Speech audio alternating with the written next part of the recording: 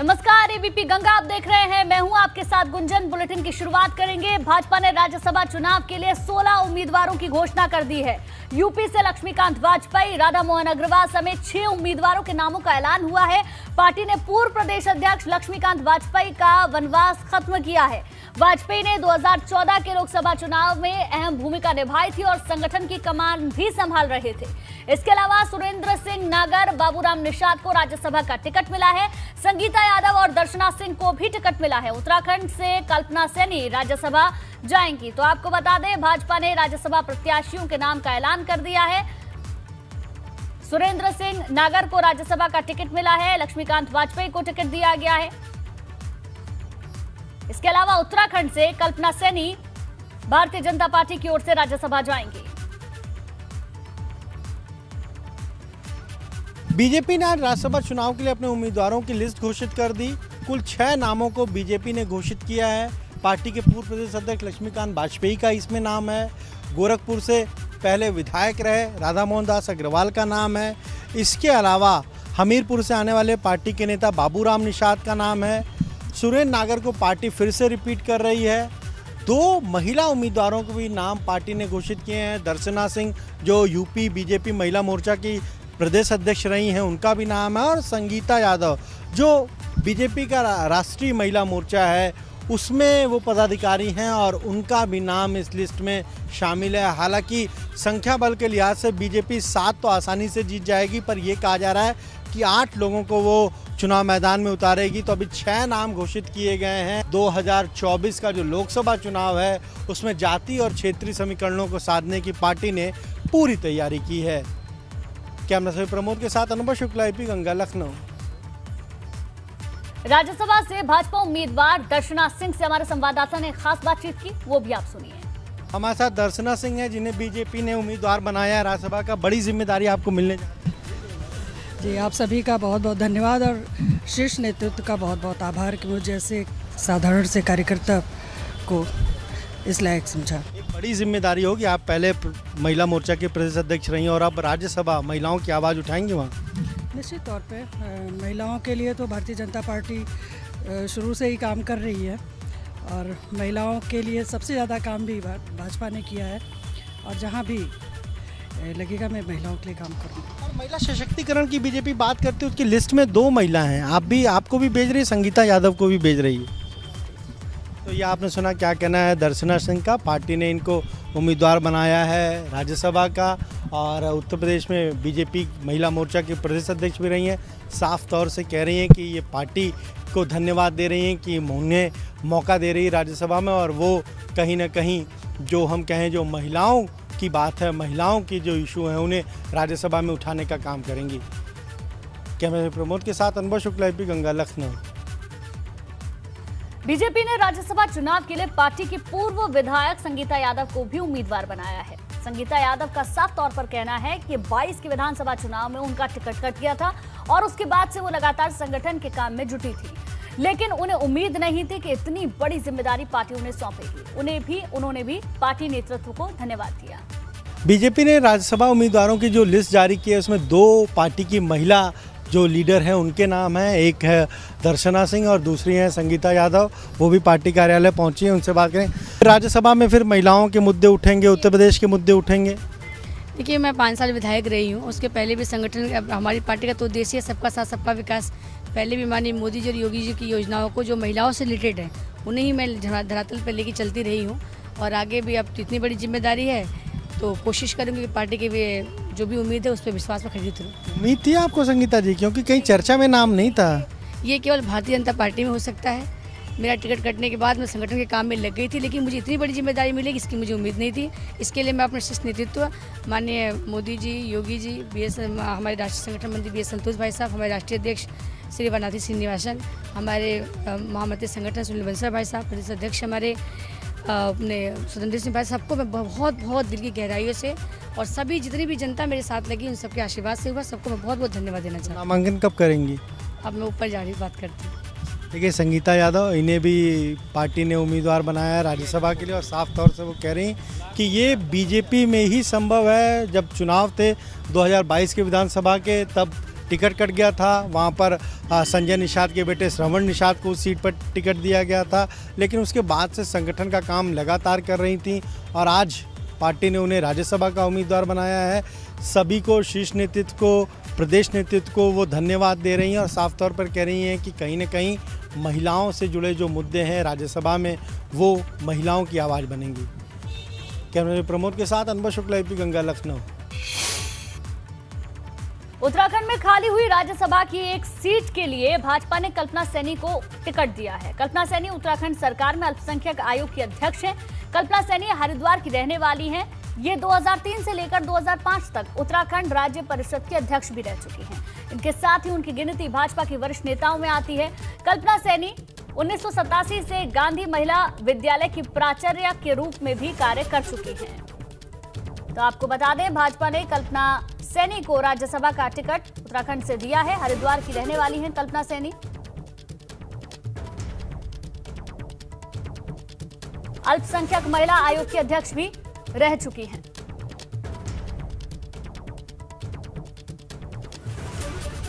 आगे बढ़ते हैं। रुड़की में राज्यसभा उम्मीदवार कल्पना सैनी से हमारे संवाददाता विनीत त्यागी ने खास बातचीत की है, सुनिए।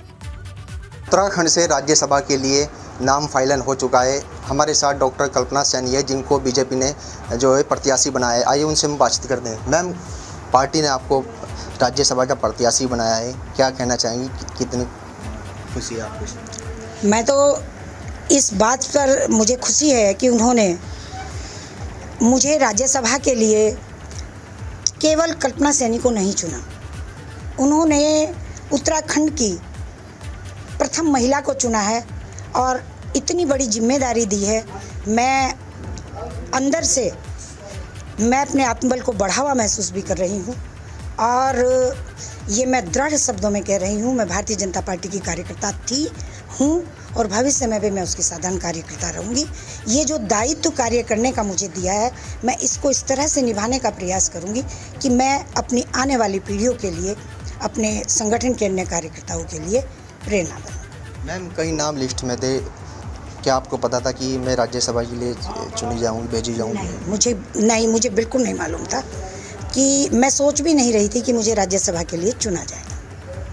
तो पार्टी हाईकमान का किस तरह से आप शुक्रिया अदा करते हैं, क्या कहना चाहेंगे? मैं तो हृदय से आभारी हूँ और ये आश्वासन देकर के अपने समस्त वरिष्ठ का, अपने हाईकमान का को मैं आभार प्रकट करना चाहती हूँ कि मैं उनकी कसौटी पर खरा उतरने में कोई कोर कसर बाकी नहीं। आज लखनऊ में भाजपा प्रदेश कार्य समिति की बैठक हुई। मुख्यमंत्री योगी आदित्यनाथ ने कार्य समिति की बैठक का उद्घाटन किया और कहा कि देश 8 साल से नई दिशा की ओर आगे बढ़ रहा है, लेकिन कार्यकर्ताओं को अभी से 2024 के चुनावों के लिए तैयार हो जाना है।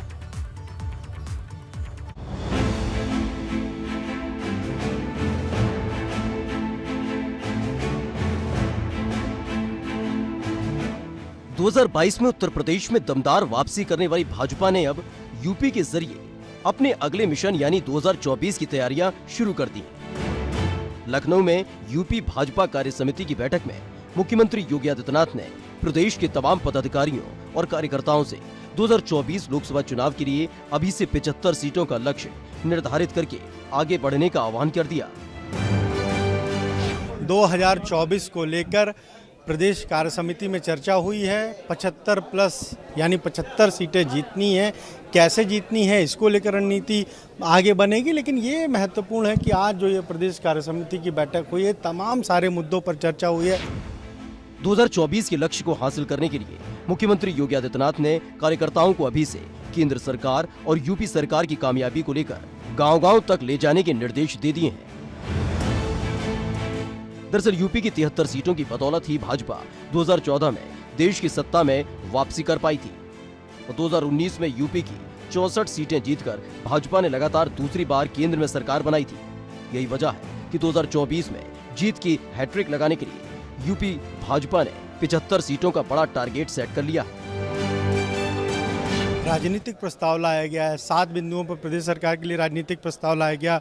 फिर केंद्र की मोदी सरकार को 8 साल हुए हैं तो केंद्र सरकार के लिए भी एक राजनीतिक प्रस्ताव लाया गया। धन्यवाद सबने दिया है जिस तरीके से 2022 में इतनी प्रचंड बहुमत के साथ बीजेपी फिर से सत्ता में आई है। इन सारी चीज़ों को लेकर आज इस प्रदेश कार्य समिति में चर्चा हुई।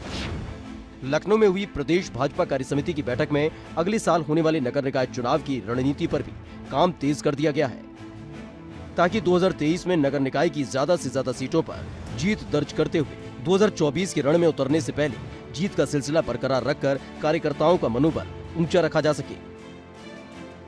Bureau report, ABP Ganga.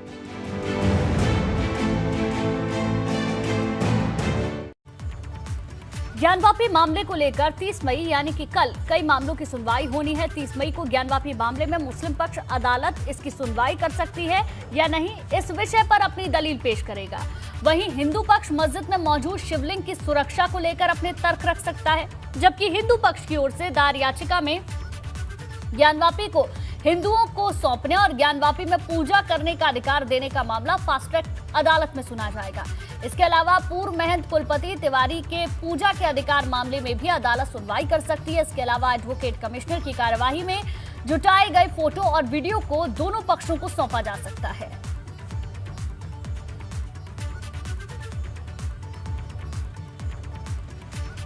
Court का निर्णय आने के बाद ज्ञानवापी मामले में हिंदू पक्ष आगे की रणनीति तय करेगा। प्रतापगढ़ में कार्यक्रम में शिरकत करने आई मुख्य पक्षकार रंजना अग्निहोत्री ने एबीपी गंगा से खास बातचीत में इसका खुलासा किया।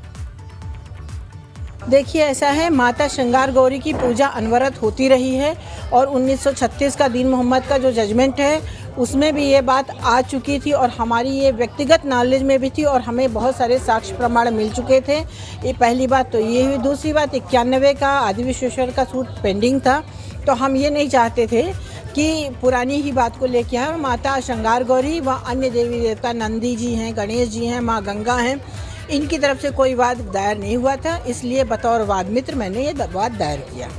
आपके साथ इस याचिका में और कौन कौन लोग हैं? रीना सिंह और व्यास जी, तमाम महिलाएं हैं, तो क्या वो भी पक्षकार हैं? हाँ, उसमें जो बाद में याचिका दायर हुई है उसमें 4 महिलाएं हैं। वो हम ही लोगों के द्वारा खोज करके मुकदमा दायर किया गया है। वो सब माता श्रृंगार सहयोगी के पहली और मुख्य याचिकाकर्ता आप ही हैं? पहली और मुख्य याचिका 350/2021 है, जो माता श्रृंगार गौरी विराजमान द्वारा वादमित्र रंजना अग्निहोत्री है। आगे बढ़ते हैं। देवबंद में जमीयत उलेमाए हिंद की मीटिंग का समापन हो गया। मीटिंग में कई अहम प्रस्ताव पारित किए गए। इसमें समान नागरिक संहिता को लेकर लाया गया प्रस्ताव भी शामिल है। जमीयत ने साफ तौर पर कहा कि कॉमन सिविल कोड किसी भी कीमत पर मंजूर नहीं होगा, इसे लागू करना संविधान का उल्लंघन होगा। इस्लामी कायदे कानून में किसी तरह की दखलंदाजी मंजूर नहीं होगी। जमीयत के जलसे में ज्ञानवापी मस्जिद और मथुरा ईदगाह मस्जिद के संबंध में भी प्रस्ताव पास किया गया। बैठक में कहा कि राजनीतिक दल गड़े मुर्दे उखाड़ने से राजनीतिक दलों को बचना होगा। यूनिफॉर्म सिविल कोड, यकसा सिविल कोड की बातें बहुत चल रही हैं। इसके ऊपर तजवीज़ आई है भी, तो तजवीज़ काफ़ी मेहनत से, काफ़ी बहस व तमीज़ के बाद बनाई गई है। चाहे ज्ञानवापी वाली मस्जिद तजवीज़ हो या वो तजवीज़ हो, बल्कि जितनी तजवीज़ें हैं महीनों की मशक्क़त के बाद तैयार हुई हैं। हफ्ते और दिन तो लगे ही लगे हैं आखिर से। तो इस तजवीज़ से मुताल्लिक़, यूनिफॉर्म सिविल कोड की तजवीज़ से मुताल्लिक़ ये कहना चाहता हूँ, कानून कोई बन जाए, अगर मुसलमान शरीयत पर चलने का अज़्म कर ले तो कोई कानून उसका रास्ता नहीं रोक सकता। देवबंद में जमीयत की बैठक में मदनी के बयान पर हिंदूवादी संगठनों और अयोध्या के संतों ने कड़ा विरोध जताया। विश्व हिंदू परिषद के प्रांतीय मीडिया प्रभारी शरद शर्मा ने कहा कि मदनी के ऐसे बयान हिंदू समाज बर्दाश्त नहीं करेगा। तो वहीं हनुमानगढ़ी के महंत राजू दास ने कहा कि मदनी पर एफआईआर दर्ज होनी चाहिए। पाकिस्तान जाने की जरूर उनको एक समय मिला था और वह नहीं गए, या उनका सौभाग्य है, क्योंकि पाकिस्तान में जिस प्रकार से लोगों के साथ व्यवहार हो रहा है वह जग जाहिर है।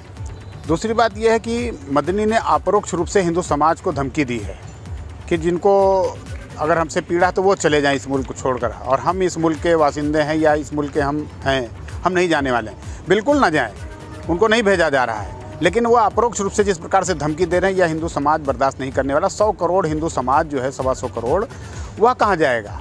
मदनी के खिलाफ एफआईआर दर्ज क्यों नहीं हो रहा है? मदनी ने जिस प्रकार से समाज तोड़ने की बात किया है, मदनी ने जिस प्रकार से कट्टरपंथियों को उकसाने की बात किया है, मदनी ने जिस प्रकार से यहाँ के संविधान को ना मानने की बात किया है, मदनी ने जिस प्रकार से बहुसंख्यक समाज को अपमानित करने का काम किया है, इसके खिलाफ एफआईआर दर्ज होना चाहिए, हम लोगों की मांग है।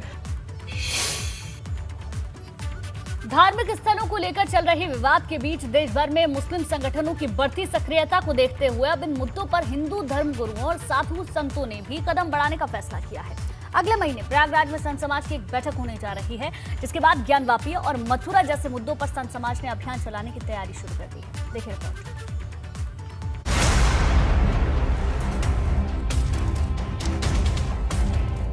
ज्ञानवापी और मथुरा जैसे मुद्दों पर सहारनपुर में जमियत उलेमा हिंद के 2 दिवसीय सम्मेलन के बाद अब इन्हीं तमाम मुद्दों पर साधु संतों और धर्म गुरुओं ने लामबंद होने की तैयारी शुरू कर दी है।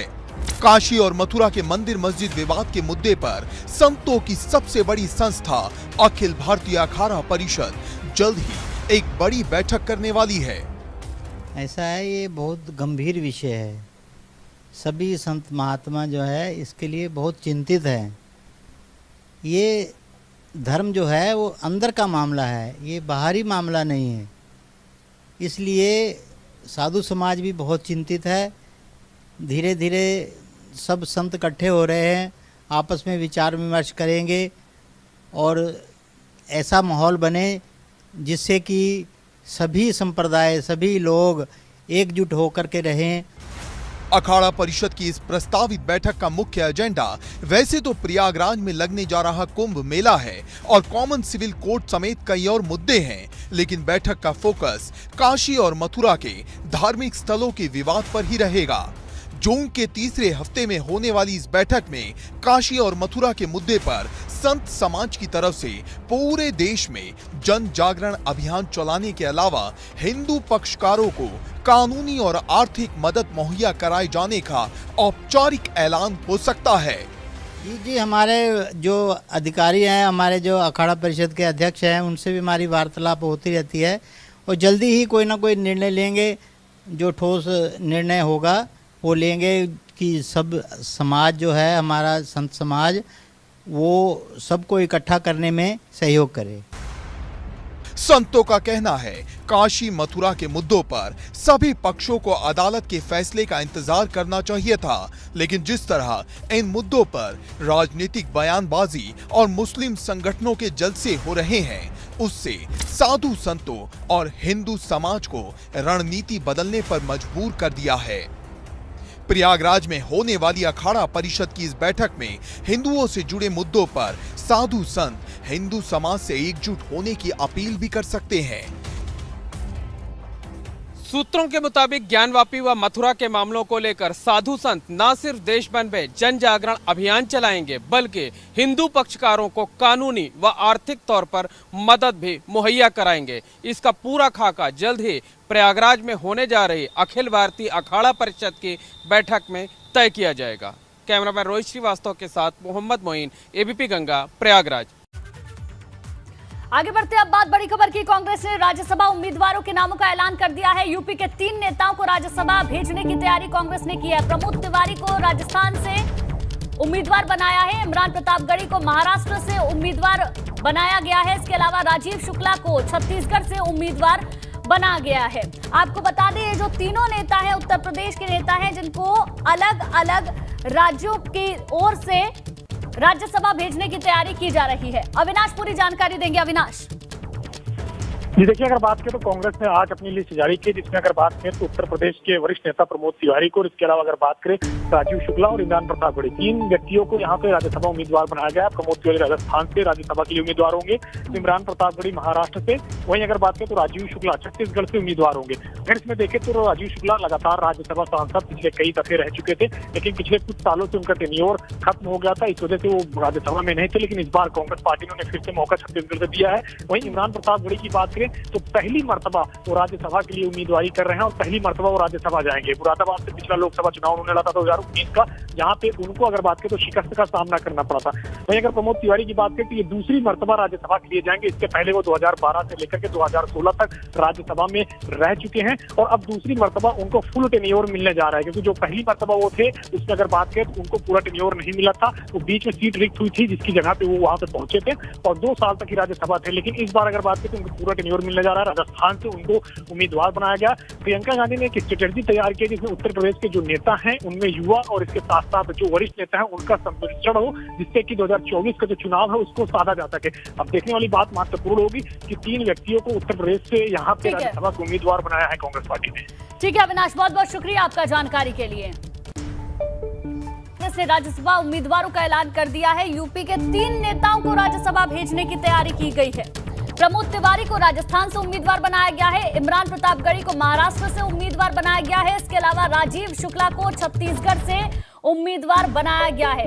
ये यूपी के 3 बड़े कांग्रेस पार्टी के नेता हैं जिनको राज्यसभा भेजने की तैयारी कर ली गई है, जिसमें आपको बता दें राजीव शुक्ला का नाम है जिन्हें छत्तीसगढ़ से उम्मीदवार बनाया गया है। इसके अलावा इमरान प्रतापगढ़ी को महाराष्ट्र से उम्मीदवार बनाया है और प्रमोद तिवारी को राजस्थान से उम्मीदवार बनाया गया है। तो आपको बता दें कांग्रेस ने राज्यसभा उम्मीदवारों के नामों का ऐलान कर दिया है और जिन 3 नेताओं के नाम पर मोहर लगाई है वो तीनों नेता उत्तर प्रदेश के हैं। प्रमोद तिवारी का नाम है जिनको राजस्थान से राज्यसभा भेजने की तैयारी की जा रही है। इसके अलावा राजीव शुक्ला को छत्तीसगढ़ से भेजने की तैयारी है और तीसरा नाम है इमरान प्रतापगढ़ी का, जिनको महाराष्ट्र से उम्मीदवार कांग्रेस पार्टी ने बनाया है। कांग्रेस ने संगठन मजबूत करने की अपनी रणनीति बनाई है। ब्राह्मण और मुस्लिम चेहरों पर फिर से दांव खेला है। ये बड़ी जानकारी आपको दे दें। अपने आप को मजबूत करने की कोशिश कांग्रेस पार्टी की ओर से यूपी से 2 ब्राह्मण और 1 मुस्लिम चेहरा को राज्यसभा भेजने की तैयारी कांग्रेस पार्टी ने कर ली है। कांग्रेस के पास उत्तर प्रदेश में संख्या बल नहीं है, उससे अलग अब कांग्रेस पार्टी ने 3 उत्तर प्रदेश के चेहरों को अलग अलग राज्यों में भेजा है। जो रणनीति है वो समझ आती है ब्राह्मणों को साथ लेने की और मुस्लिमों को साथ लेने की, और उसी रणनीति के तहत इन तीनों नामों की घोषणा की गई है। ऐलान किया गया है ब्राह्मण और मुस्लिम चेहरों पर एक बार फिर से कांग्रेस पार्टी ने दांव खेला है, क्योंकि उत्तर प्रदेश में संख्या बल कांग्रेस पार्टी के पास नहीं है। अब ये देखिए 3 आपको वो नाम हम दिखा रहे हैं जिन्हें कांग्रेस पार्टी राज्यसभा भेज रही है। प्रमोद तिवारी जो कि मौजूदा राज्यसभा सांसद हैं, राजीव शुक्ला पूर्व राज्यसभा सांसद हैं और इमरान प्रतापगढ़ी कांग्रेस के नेता जिनको भेजा जा रहा है राज्यसभा। आपको बता दें यूपी के 3 नेता जिन्हें राज्यसभा अलग राज्यों से भेजने की तैयारी है। प्रमोद तिवारी को जहां भेजा जा रहा है, आपको बता दें राजस्थान से इन्हें उम्मीदवार बनाया है, इमरान प्रतापगढ़ी को महाराष्ट्र से उम्मीदवार बनाया गया है और राजीव शुक्ला को छत्तीसगढ़ से उम्मीदवार बनाया गया है। कांग्रेस पार्टी ने 3 राज्यसभा चुनाव के लिए उम्मीदवारों की घोषणा कर दी है। आपको बता दें, देखिए स्क्रीन पर हम आपको लगातार दिखा रहे हैं। प्रमोद तिवारी राजस्थान से प्रत्याशी है, राजीव शुक्ला छत्तीसगढ़ से और इमरान प्रतापगढ़ी महाराष्ट्र से प्रत्याशी कांग्रेस पार्टी ने बनाए हैं। क्योंकि उत्तर प्रदेश में संख्या बल नहीं है कांग्रेस पार्टी के पास, तो अपने संगठन को मजबूत करने की रणनीति कांग्रेस यहां पर बनाती हुई दिख रही है। ब्राह्मण और मुस्लिम चेहरों पर एक बार फिर से कांग्रेस पार्टी ने दांव खेला है। 3 उम्मीदवारों के नाम घोषित कर दिए हैं। उत्तर प्रदेश से 2 ब्राह्मण और 1 मुस्लिम चेहरे को राज्यसभा भेजा जा रहा है। राजीव शुक्ला को छत्तीसगढ़ से, इमरान प्रतापगढ़ी को महाराष्ट्र से और इसके अलावा जो तीसरा नाम है वो भी आपको बता दें प्रमोद तिवारी को राजस्थान से उम्मीदवार बनाया जा रहा है। तो कांग्रेस ने अपने संगठन को मजबूत करने के लिए रणनीति तैयार की है, जिसमें कि 2 ब्राह्मण चेहरे और 1 मुस्लिम चेहरे को जगह दी गई है। संगठन को मजबूत करने की रणनीति यहां समझ आती है। उत्तर प्रदेश में कांग्रेस पार्टी के पास संख्या बल नहीं है, तो उससे अलग कांग्रेस के जो बड़े नेता हैं उत्तर प्रदेश से, उन्हें राज्यसभा दूसरे राज्यों से भेजने की तैयारी कर ली है। आपको बता दें, प्रमोद तिवारी को राजस्थान से राज्यसभा का उम्मीदवार बनाया है कांग्रेस पार्टी ने। दूसरा जो नाम है इमरान प्रतापगढ़ी का है, जिन्हें महाराष्ट्र से उम्मीदवार बनाया गया है, और तीसरा नाम है राजीव शुक्ला का, जिन्हें छत्तीसगढ़ से उम्मीदवार बनाया है। देखिए, लगातार कांग्रेस की राज्यसभा लिस्ट में जो 3 नाम है वो आप अपनी टेलीविजन स्क्रीन पर देख सकते हैं। संगठन को मजबूत करने की तैयारी लगातार कांग्रेस पार्टी की ओर से हो रही है। ब्राह्मण और मुस्लिम चेहरों को साथ लेने की कोशिश है और इसी रणनीति के तहत ये तीनों नाम राज्यसभा भेजे जा रहे हैं।